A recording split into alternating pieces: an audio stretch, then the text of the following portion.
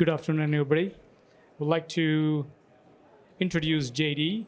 JD is a vice president of sales and marketing at Dragonfly, based in Montreal, Quebec. With a robust background in sales and marketing, JD brings more than 25 years of extensive experience from his previous roles at Curated Dr. Pepper in Canada and Heinz Company of Canada. He holds a Bachelor's of Business Administration in Marketing and Finance from HEC Montreal, known for his expertise in key accounts management, sales management, and consumer products. And JD plays a pivotal role in driving company sales and growth initiative. I will hand it over to JD and welcome. All right. Good afternoon, everybody. I'm pleased to be here this afternoon to talk about the journey of Dragonfly. So, theme of this presentation is really to walk you through the value mindset that we've established in our company and that truly make us step forward and really enable the pursuit of our growth. That was actually quite extreme and fast, but we realized that there was a need to enable or to give our people a sense of belonging. So it's not an HR presentation, but you'll see that towards the 4 values that we've created, it really helped us taking the company to the next level. So Dragonfly, who we are. So Intelcom Dragonfly, so we work with both names depending on which country we operate in, but really, we're really that flexible company offering solutions to our customers, and we want to work with them. So we have that size that's allowing us to be open and flexible and create solutions to all of our customers. We're technology-based, so we have more than hundreds of developers that work for Dragonfly, and that's also a great asset that we have because we own our technology, we own everything we do.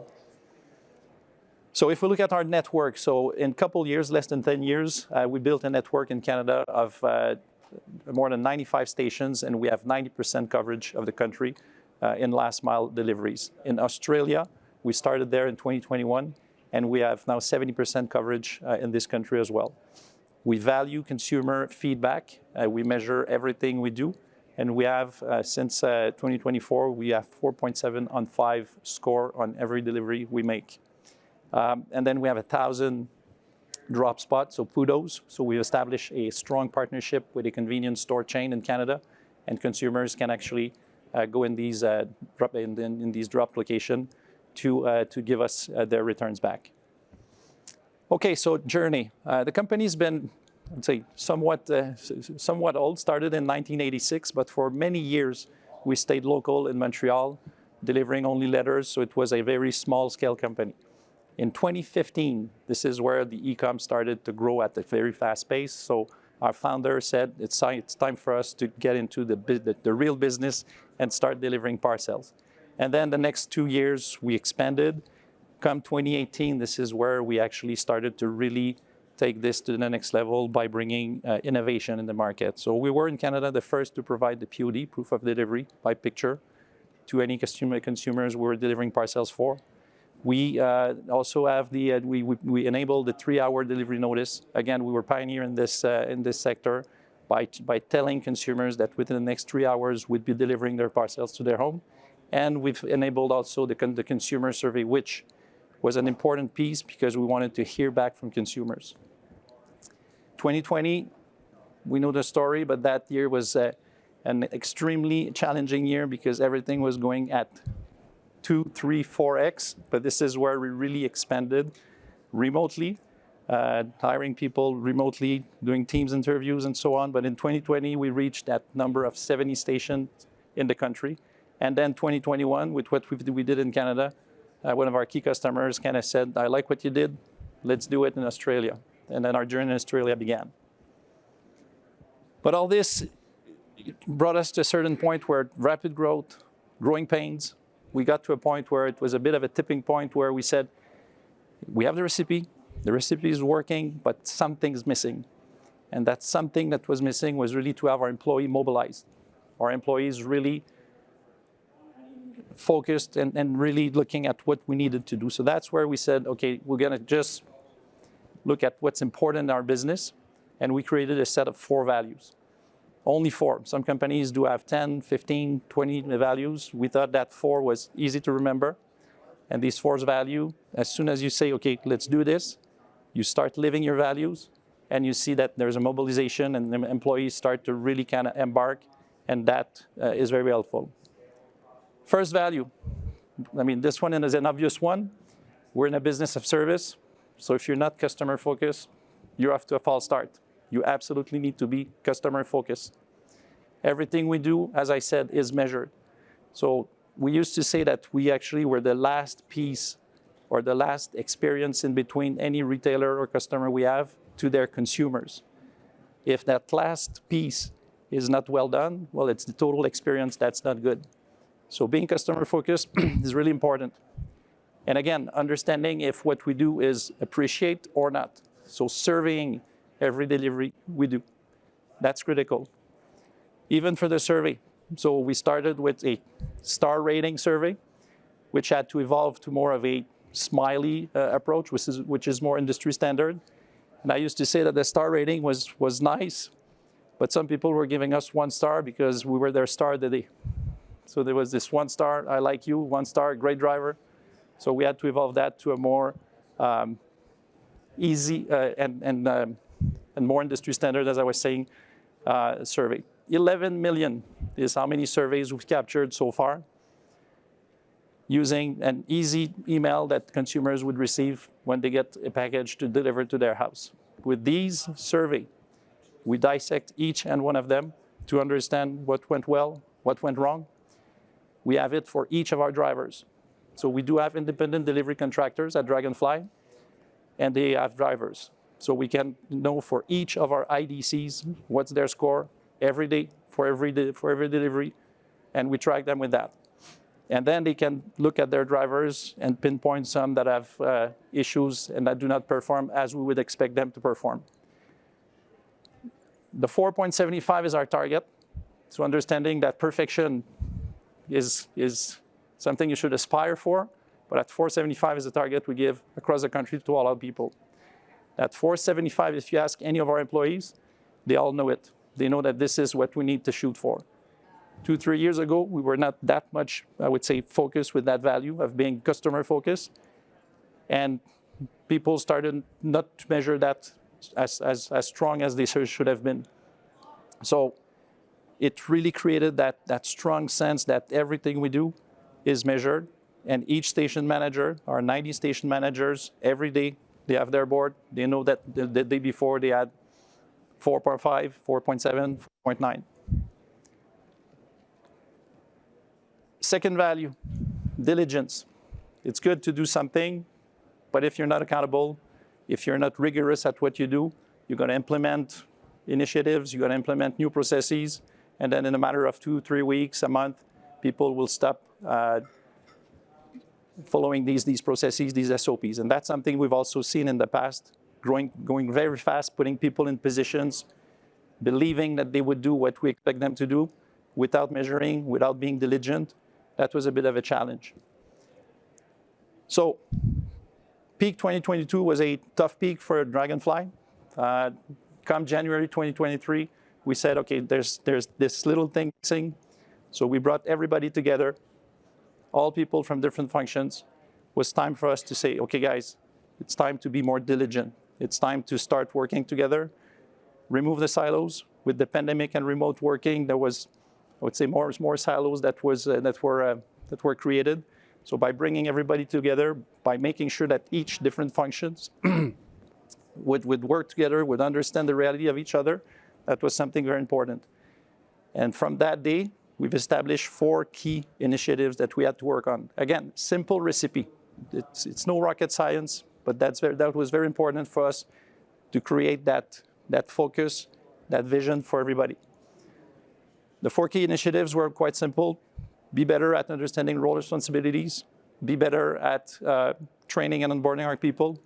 Be better at managing exceptions, because in logistics, there's many exceptions, but if you're not good at managing it, you're in trouble. And then the last one was being able to increase and understand better our ability to ramp up. Peak period, everybody knows it. It's that big time of the year, and we're not that great at understanding how we could build that capacity. We also built we've created a control tower. Again, small company that grew very fast. We're not that great at monitoring everything, so diligence was quite important. And then we standardized a couple of processes. Every month, all our station managers report on their performance. Every quarter, we meet with our partners to understand their capacity, to understand their plan to grow with us. And then health safety, being at the center of everything we do, is also very important. So diligence, if you're diligent, rigorous, that's the second thing that's been helping us. We're in a world of a very highly competitive business, so innovation, that's a no-brainer. But again, by aligning our people, that innovation was at the center of what we needed to do, was also a good enabler. Two folds on innovation: the services, the products, and then the technology innovation that we were doing.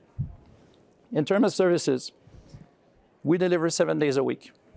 Consumers, when they buy, they want their parcel fast.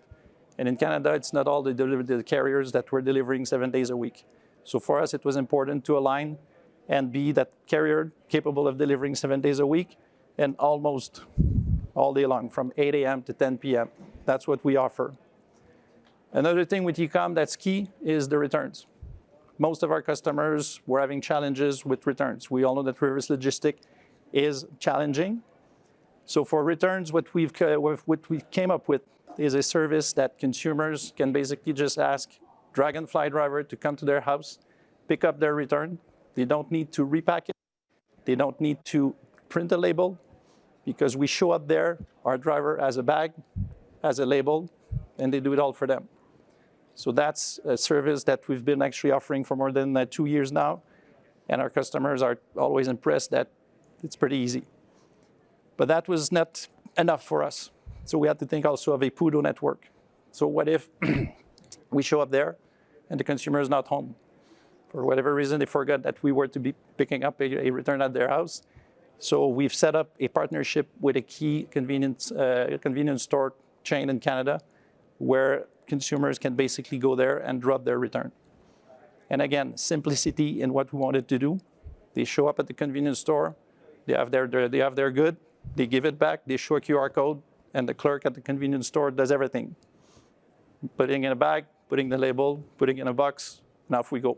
So you basically walk out of the convenience store, and you already have your money back from the retailer or the customer.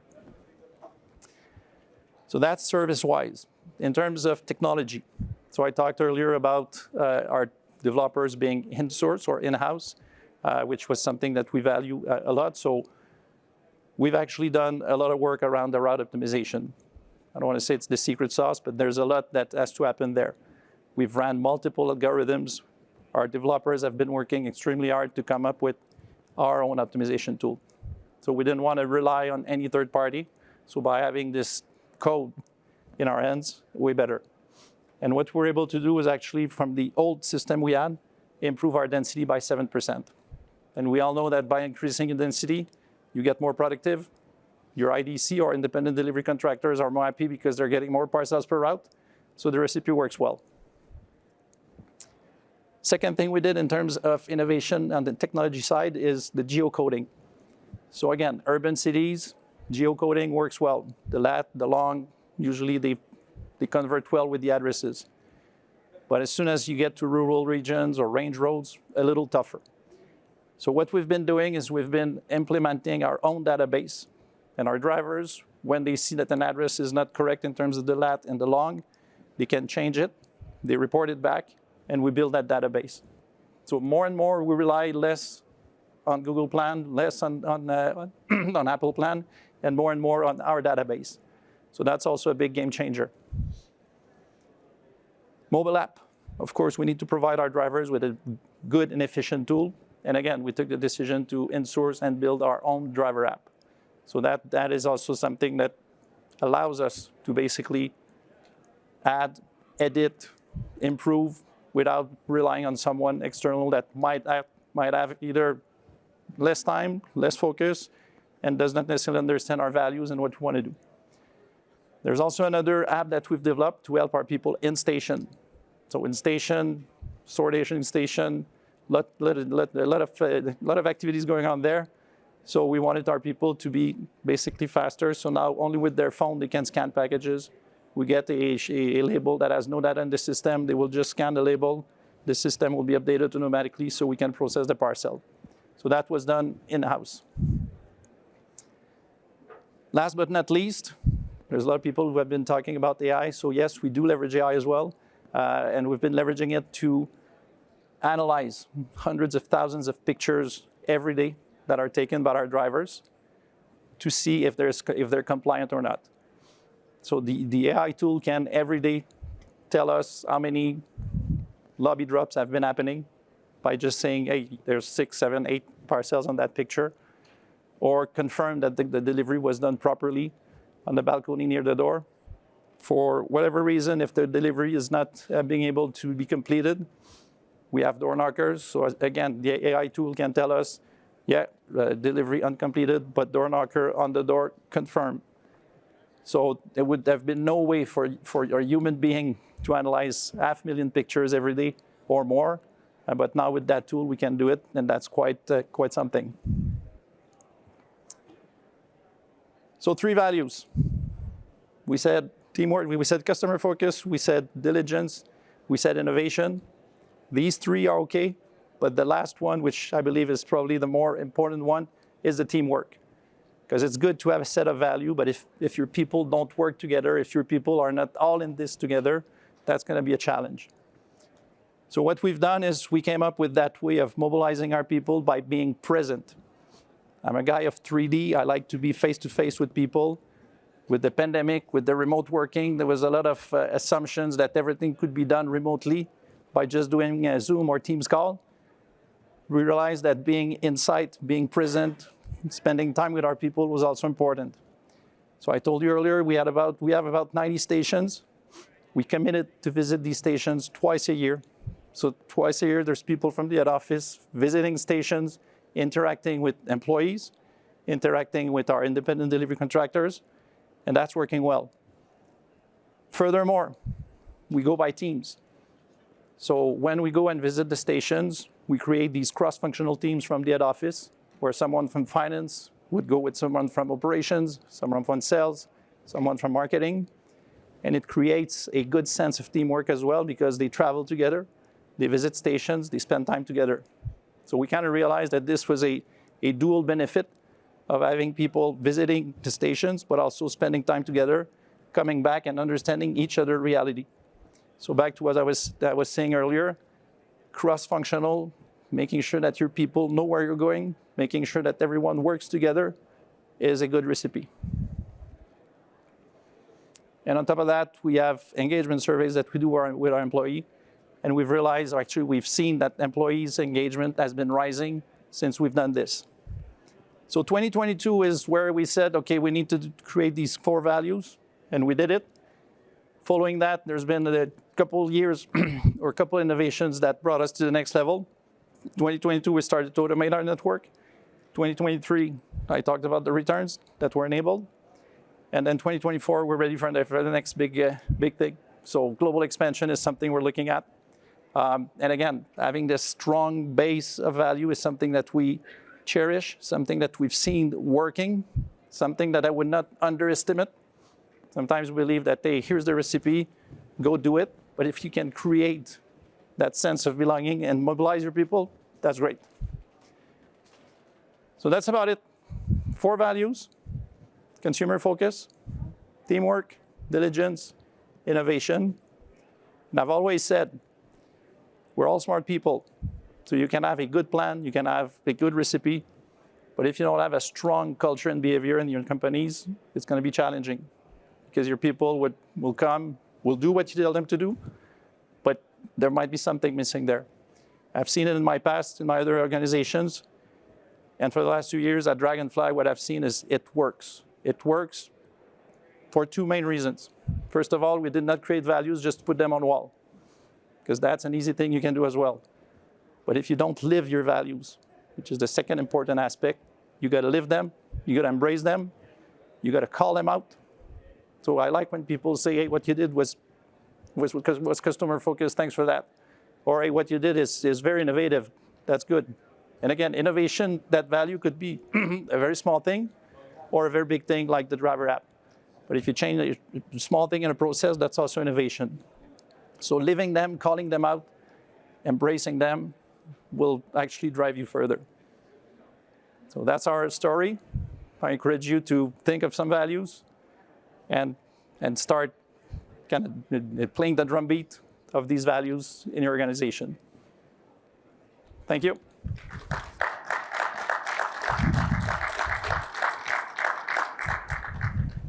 Thank you, JD. I do have 3 questions that I have listed over here, and after that, I will give the mic to anyone in the audience, depending on the time, how much we have left. My first question to you is, how did you get your employees and delivery partners to adopt and stick to your value-focused mindset? So, as I've been talking about, it starts from, first of all, executive alignment, top-level alignment, and making sure that's, okay, this is what we're going to do. So there's a first step of making sure that, hey, you know what, let's do this, and we'll walk the talk. If you just, again, put the values on the wall, and even at the exec level or director level, you don't even live these values, you'll go nowhere. So it was really this alignment and commitment behind simple 4 values that drove a lot of energy, a lot of mobilization in our enterprise. And as I was saying earlier, calling them out, like in exec meetings, we're going to hear more and more, well, we've been hearing more and more, hey, good job, that was innovative, and so on. Even in station level, no later than last week, I heard it. So it has become a vocabulary that we use within the organization. And that's why it's working, that's why it's sticking. It's because we truly believe that we need to do it, and we're committed behind that. Thank you. My next question is, many will admit that shifting an organization's mindset is a challenge. Why do you think your organization was successful in its transformation and mindset shift? I'll start by saying repeat, repeat, repeat. Because again, we started and we said, we'll do it. We committed on visiting all our stations across Canada twice a year. And Canada, as you know, is quite big, from Newfoundland to British Columbia. But we did it. So it's not only hey, we're going to visit, and then you don't go, or you visit once and then you don't honor your commitment of going twice a year. So that's truly repeating, being committed, and living them day in, day out. Understood. Thank you. And my last question here is, technology is an industry disruptor and important differentiator in the last mile sector. What was the decision point that led you to internalize your technology development? Well, I guess the first response to that is, if you own your stuff, it's always better than relying on someone else. But I would say, again, one of the key reasons is our developers, they're also aligned with our values. They know who we are, they know where we're going, versus just a subcontractor for which you would ask, do me a driver app. So our developers being in-house is a great value for that reason. Thank you. I'll take the questions if anybody has it from the audience. Just raise your hand and I'll bring the mic to you. All right. If not, I think that's the end of the session. Thank you very much. Thank you.